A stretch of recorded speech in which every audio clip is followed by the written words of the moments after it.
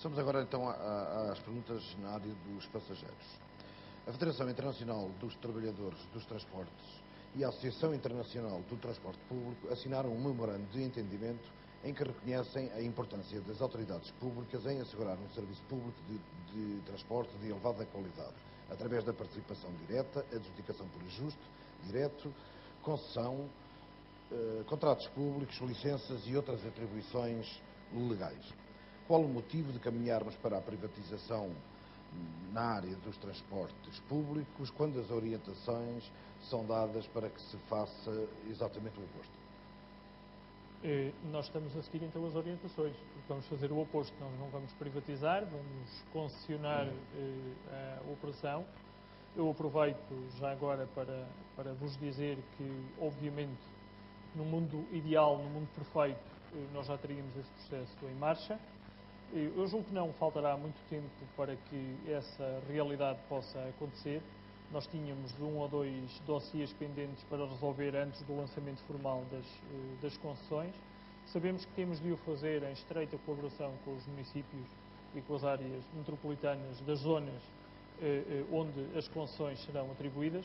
Somos fervorosos adeptos do princípio segundo o qual a descentralização de competências para organizações do território mais pequenas possa ser uma realidade, nomeadamente nas áreas metropolitanas ou nos próprios municípios, sempre que a área de influência dessa concessão seja exclusivamente municipal. Julgamos, aliás, importante que essa organização seja feita pelos municípios. Nós temos casos particulares em Lisboa e no Porto por causa do efeito de legacy. Enfim, temos uma história que nos obriga aí a ter uma intervenção mais direta no processo de lançamento e de decisão relativamente aos futuros concessionários, mas julgamos perfeitamente compatíveis as preocupações que têm sido manifestadas pelos autarcas e que são legítimas e entendíveis, e aquele que é o objetivo que está vertido no memorando de entendimento e reiterado no Orçamento de Estado para 2014, é que em 2014 conclua o processo de atribuição das concessões a privados.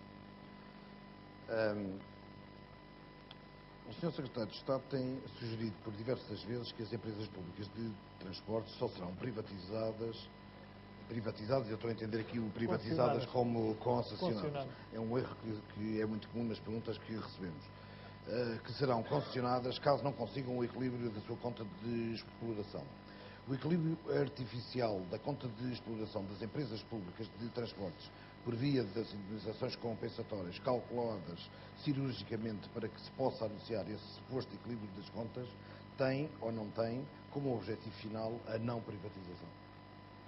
Tenho ideia que esse leitor não será o mais fervoroso adepto da nossa política, mas então, procurando desmistificar aí alguns conceitos.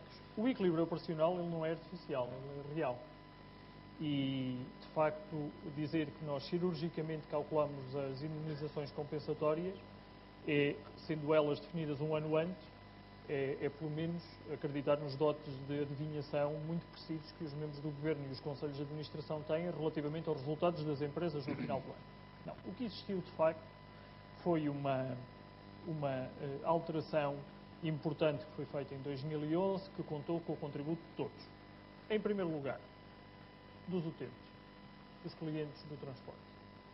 Não nos esqueçamos que nós fizemos 2 aumentos extraordinários, um de 15% em agosto de 2011, outro de 5% em média em fevereiro de 2012, e por isso numa base composta estaremos, se calhar, face aos preços, antes de agosto de 2011, a falar à volta de 25% numa base composta, e por isso os utentes foram chamados a dar o seu contributo para o equilíbrio.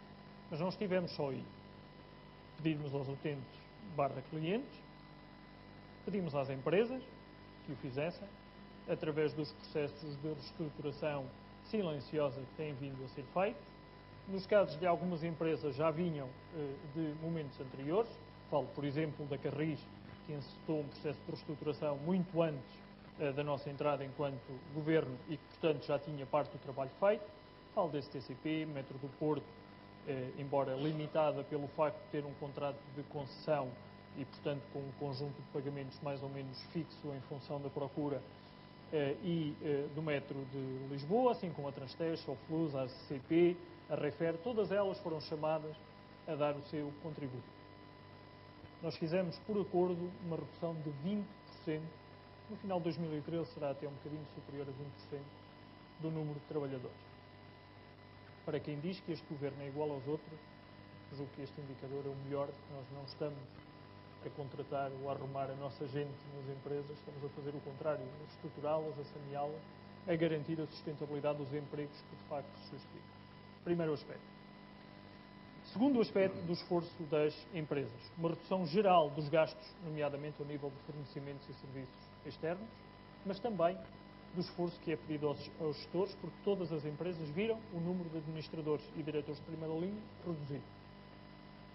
O montante da poupança por esta via é de alguns milhões, mas é sobretudo o simbolismo de que do topo até ao fim da cadeia nós fomos exigentes nesse percurso. Terceiro fator, igualmente importante, a adequação da oferta em função da procura. Eu sei que esta é uma matéria que gera, e nesta sala não tenho dúvida, gera a maior discussão.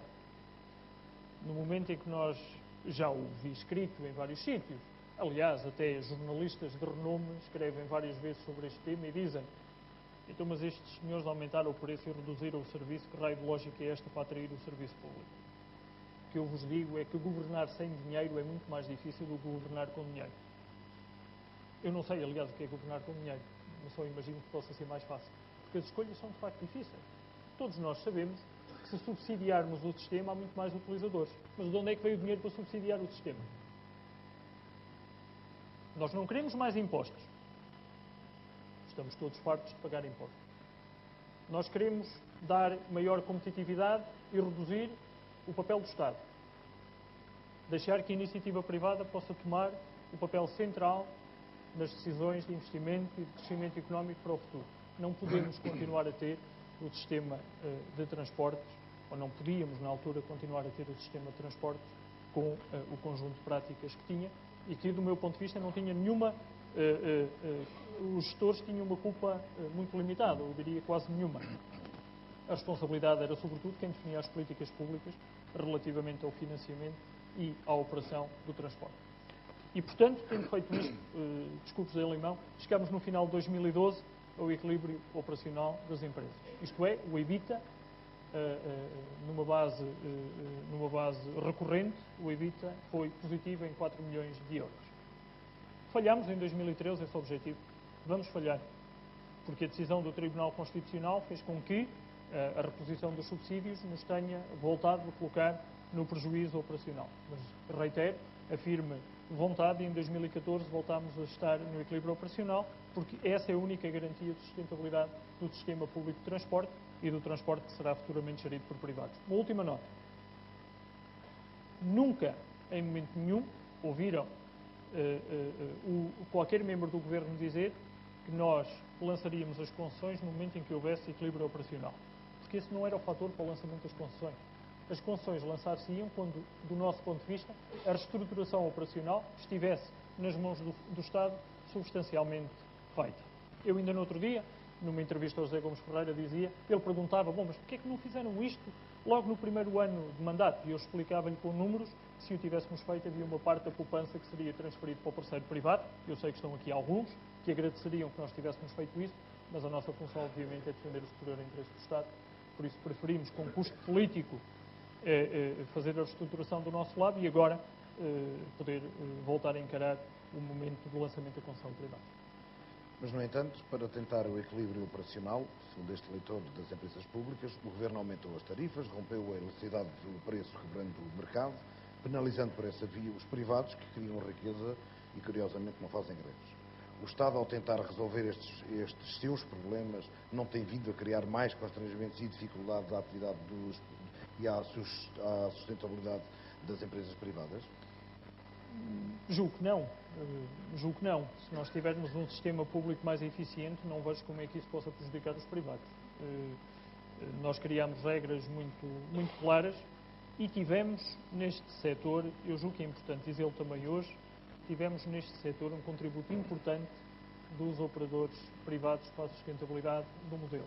E eu queria aproveitar a ocasião de que alguns estão hoje aqui presentes para agradecer ao engenheiro Correia de Sampaio e aos seus acionistas, ao Sr. Humberto Pedrosa e aos seus parceiros, bem como ao engenheiro Fernando César e aos seus acionistas, no sentido de responsabilidade enorme que tiveram quando acordaram com o Estado fazer com que a subsidiação, que era mantida e conhecida de 2007 a 2011 com transferência de valor por passageiros que não eram efetivamente transportados, terminasse com o acordo que foi possível celebrar durante este ano de 2013 e que já foi pago, aliás, o valor que estava previsto nesse acordo para vigorar dos anos 2012, 2013 e por diante. É também com atitudes responsáveis das entidades privadas, como aquelas que nós assistimos, que nós temos um país mais socialmente justo e mais coeso.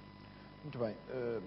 Depois de sucessivos adiamentos que têm afetado fortemente a credibilidade do plano de privatizações e concessões das empresas públicas de transportes, está em condições de se comprometer com horizontes temporais para a efetivação dessas operações?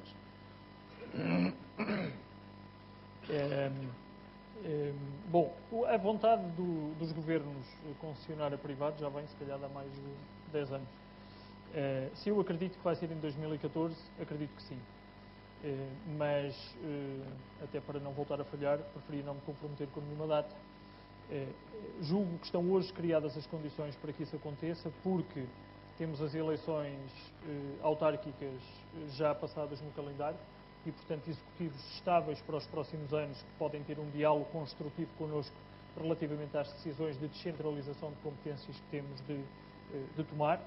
Temos também uma parte ainda mais substancial do processo de reestruturação das empresas efetuado, que tem de terminar em 2014 e, portanto, estamos praticamente lá do ponto de vista de reestruturação e temos um enorme interesse e a virtualidade de que, de facto, testar o mercado para verificar se a iniciativa privada é mais eficiente do que as empresas geridas pelo Estado. Acredito que seja em 2014, mas vamos ver se a realidade confirma esta minha fé. Anunciou há cerca de 3 anos a intenção de alterar ou de tentar alterar a legislação laboral para o setor dos transportes, derivada da especificidade da sua atividade. O tempo que resta a este Governo é suficiente para a implementação destas alterações tão necessárias para que o setor reduza os seus custos laborais e aumente a sua competitividade? Bom, eu sei que parece mais tempo, mas nós ainda não estamos há 3 anos, estamos há 2 anos e meio. De qualquer forma, já teria sido tempo mais do que suficiente para fazer esta alteração. Não foi por falta de esforço da tutela setorial, aliás, a Antrop e operadores individuais podem ser testemunhas desse nosso esforço. Promovemos já várias reuniões com vários secretários de Estado do Emprego, também não ajuda já a irmos no terceiro secretário de Estado do Emprego do Governo, porque depois alguma da história vai-se perdendo, mas é firme convicção da tutela setorial de que, de facto, adequar as regras da legislação laboral do setor à realidade prática e aos tempos de trabalho no setor será uma forma de ganhar competitividade e, por isso, continuaremos a esforçar-nos dentro do Governo para que essa realidade possa acontecer no mais curto espaço de tempo possível. Anunciou, quase no início do mandato, ou tempos depois do início do mandato, a intenção de alienação da Transtejo e Soflusa. Houve então manifestações de interesse até por parte do mercado, mas até agora nada aconteceu. A pergunta são duas. Essa intenção afundou-se no Rio Tejo, a outra, por que razão nem a fusão entre... porque é que não houve uma fusão entre a Soflusa e a Transtejo? Bom, o lançamento da concessão, porque nós não anunciámos a intenção de alienar, mais uma vez era a concessão da operação a privados, mantém-se no mesmo plano do que todas as outras e com o mesmo calendário temporal que todas as outras. Não há aqui nenhuma exceção para a Transtejo Soflusa relativamente às outras operadoras públicas de transporte. A Transtejo Soflusa terá um contrato de concessão com obrigações de serviço e será colocada para apresentação de propostas e discussão pública no momento em que todas as outras acontecerem. Relativamente à fusão jurídica, o tema tem alguma complexidade, eu não queria entrar em grande detalhe até para não maçar os presentes, mas tem a ver com o facto dos acordos de empresa não permitirem a junção pura e simples e as organizações representativas dos trabalhadores terem manifestado um conjunto vasto de oposições, até o facto do material navegante num caso e no outro ser diferente e, portanto, com características que não permitem que as áreas de manutenção possam ser conjuntas. Enfim, há um conjunto de razões para que isso aconteça. A convicção que tenho é que não se perdeu dinheiro, mas ainda assim, a concessão a privados, julgo que resolverá uma parte desse problema. Vamos agora para uma área mais de organização institucional e políticas de mobilidade. E a primeira pergunta desta área diz: como pode ambicionar ter autoridades com capacidades técnicas se a contratação de recursos humanos não é permitida? Enfim, julgo que a primeira pergunta que me foi feita hoje responde em parte a essa questão. O facto de migrarmos os institutos públicos e reguladores para autoridades e, portanto, daí todas as instituições em cadeia beneficiam, nomeadamente a Autoridade Metropolitana de Transportes, que hoje responde perante o IMT, tem todas as limitações, mas que no futuro deixará de ter.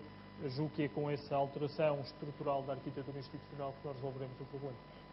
Muito bem. O pacote da mobilidade foi um dos trabalhos mais completos realizados no setor e que mereceu o contributo e consenso de técnicos de referência a nível nacional, estando ainda alinhado com a política europeia e com a estratégia para Portugal 2020.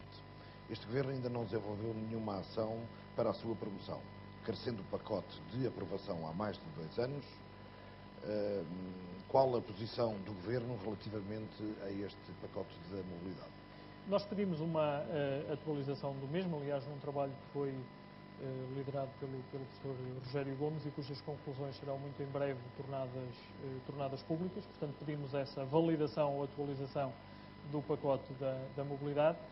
Isso por um lado. Por outro lado, julgo que todos compreendem que a emergência da situação que encontramos nos obrigou a focar naquilo que eram as urgências e utilizámos o tempo até agora para o diagnóstico sobre o pacote de mobilidade e o ajustamento face àquilo que fosse necessário e, portanto, no momento em que o professor Rogério Gomes e a sua equipa, a equipa que esteve a fazer esta reavaliação, estiver sentir que está em condições para a apresentação pública do pacote de mobilidade, se verificarão os ajustamentos que serão feitos. A próxima pergunta, estamos mesmo no limite do tempo, enfim, combinado para esta entrevista, mas não deixaria de lhe perguntar ainda para quando o alargamento ao resto do país do Passo Social Menos. Passo Social Mais, peço desculpa. Eu sei que os detratores lhe chamam Passo Social Menos, mas ele é, de facto, o Passo Social Mais.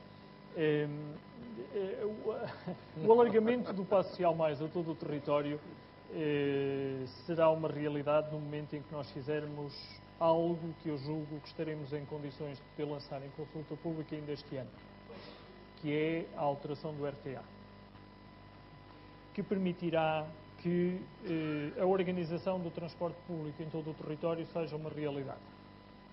Hoje nós temos algumas iniciativas piloto que são prejudicadas por um regulamento que tem já muitas décadas de existência e, portanto, pela mera passagem do tempo está desatualizado. 1948. E, portanto, nós temos a necessidade de o rever, de o ajustar, de o adaptar, de poder congregar várias realidades, nomeadamente aquelas que existem nas áreas metropolitanas e as que existem fora do território. Eu disse-vos há um ano, tenho dito em todas as entrevistas públicas, serei um homem feliz nesta tutela, se deixar a arquitetura institucional para que o transporte público em todo o país seja uma realidade mais rápida do que lenta. Se nós fizermos um debate célere e sério sobre a alteração do RTA e criarmos as condições para que a nível das comunidades intermunicipais possa haver organização de transporte, então nós podemos sentir que, de facto, nenhum cidadão de nenhuma zona do país ficou para trás. Em que fase está? Sabe-se que há um grupo de trabalho para a regulação do RTA, sabe-se que já foi entregue à Secretaria de Estado de uma proposta. Quando está é que neste momento em discussão dentro do próprio Governo. Enfim, a Secretaria de Estado com o regulador já fez, e com o grupo de trabalho, já fez algumas interações. Promovemos a sua discussão num primeiro momento dentro do Governo e, portanto, esperamos que seja possível que a sua discussão pública, depois com o contributo já de várias entidades mais, possa ser efetuada ainda este ano, mas mais próximo do final do ano. Uma vez que a procura em algumas zonas do país é muito reduzida, para quando está previsto o enquadramento legal para o transporte flexível, a exemplo do que acontece já noutros países, em Espanha, França, Itália, etc. Enfim, fará parte do conjunto de regras que ficarão definidas depois da alteração do regulamento. Como sabem, há um objetivo estrutural de garantir que as regras relativamente ao transporte escolar regular, a pedido, flexível, possam ficar harmonizadas e que as mesmas possam ter corpo na alteração do regulamento e depois em todas as regras que se seguem esse mesmo regulamento.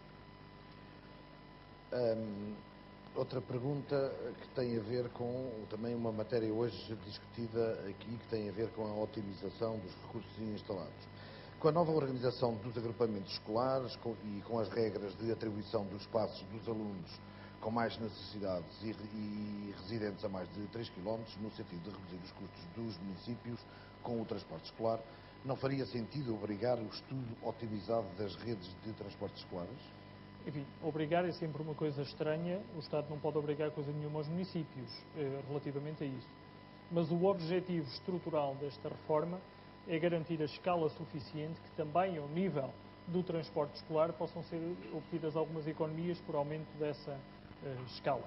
Eu julgo que hoje os municípios têm algumas razões para sentir que estão a ficar com responsabilidades grandes e sem a respectiva contrapartida de natureza financeira. A lei das finanças locais é uma lei exigente para muitos dos municípios que têm de suportar uma parte substancial, se não mesmo integral, do custo do transporte escolar. Há caminho sempre para a otimização, mas eu diria que a otimização de redes do ponto de vista de escala das comunidades intermunicipais ou da GNUT terá de ser feita não apenas para o transporte escolar, mas para toda a organização de transporte, que seguirá a publicação e discussão pública deste regulamento. Muito bem. Passamos agora a outro tema, enfim, já mais próximo da sua terra natal, ali na zona centro, e tem a ver com Metros do Mondego. Em 2011, uma resolução do Conselho de Ministros previa a extinção da empresa Metros do Mondego e a integração dos seus recursos na REFER.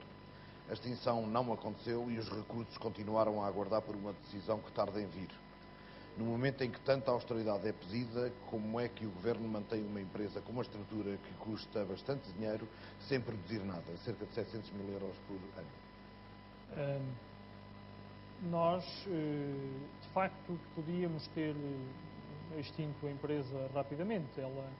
Ela tem condições para ser extinta, mas preferimos fazer um trabalho um bocadinho mais de fundo. Isto porquê?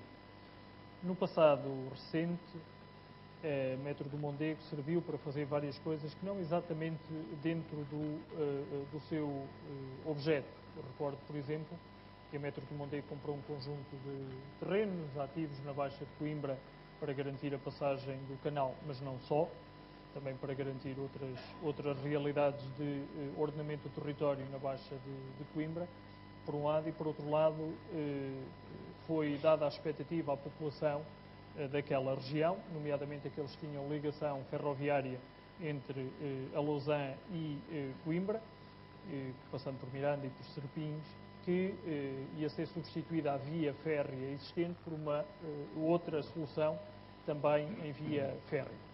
E por isso nós temos de atentar à realidade que herdámos para perceber quais eram os graus de liberdade que tínhamos. Foram os governos anteriores que, no momento, decidiram suspender o investimento de colocação de novos carris, quando anteriormente os tinham mandado tirar. Isto não é uma relação séria sequer com as populações. Nós não podemos tirar um instrumento de mobilidade tão importante como o comboio e a seguir deixar coisa nenhuma no lugar desse comboio, quando foi prometido um metro ligeiro de superfície. Obviamente que durante este período de tempo nós não podíamos ter feito nada, a realidade do país era conhecida a todos, não tínhamos nenhuma condição para avançar com nenhum investimento, mas aproveitámos para planear.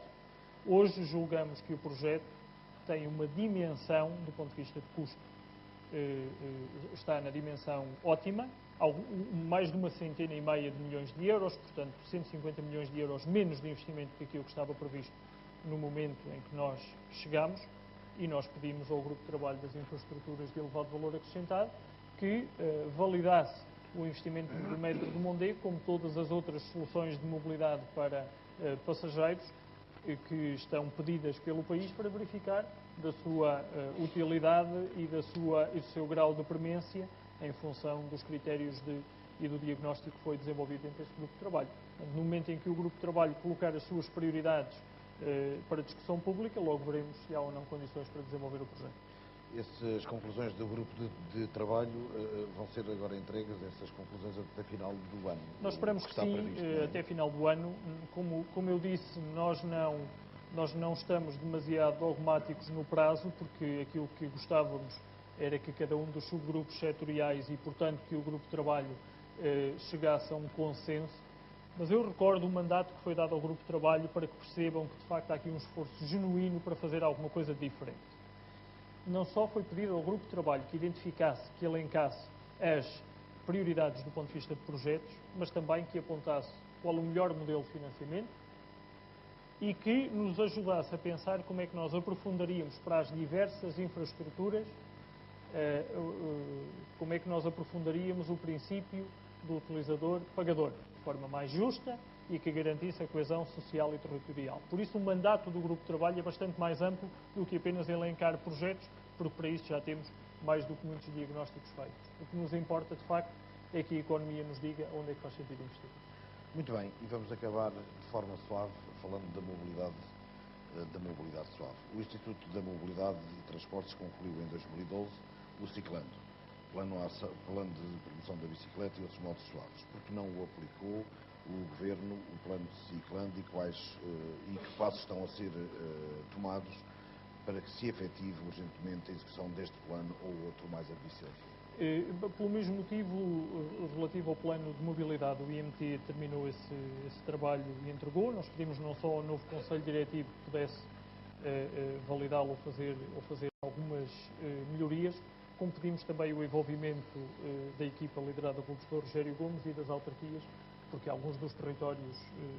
muitos dos territórios do plano necessitam também de coerência do ponto de vista autárquico e interregional, que o pudessem validar. Esse trabalho de revisão e de validação está numa fase bastante adiantada, portanto eu acredito que na primeira metade de 2014 vamos ter novidades sobre esse plano, revisto e validado, tendo em consideração também os inputs que as câmaras municipais nos estão a dar.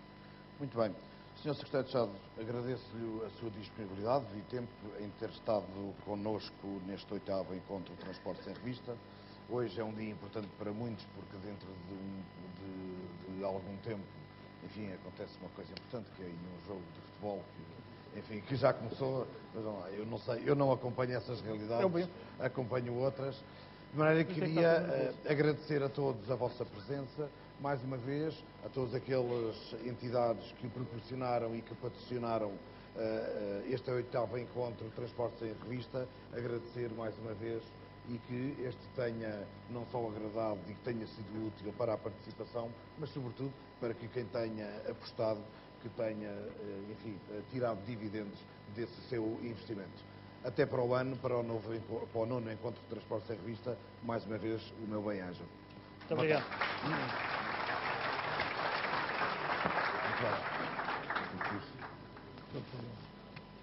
De acordo com